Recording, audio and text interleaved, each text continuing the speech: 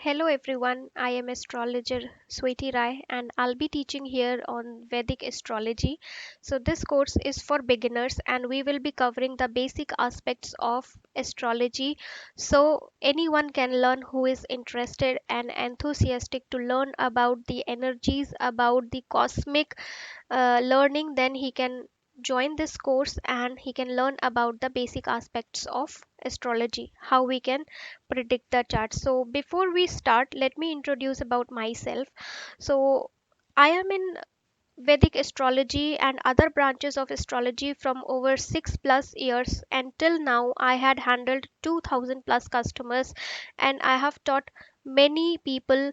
I would say approx 1000 plus students I have taught so far, and I am doing the consultation also, and on Udemy I have just prepared my course to teach everyone from the beginning till the professional level. So welcome you all.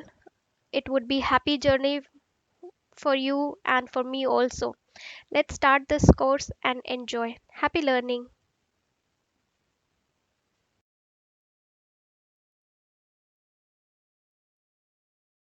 So, this is the course content for the beginners. You should know what are the topics and what are the contents I am going to cover. So, first is like understanding of zodiac signs and planets. So, yes, I'll be helping you know in how many signs and planets are existing, which planet is considered as a lord. So we will be discussing about these in detail.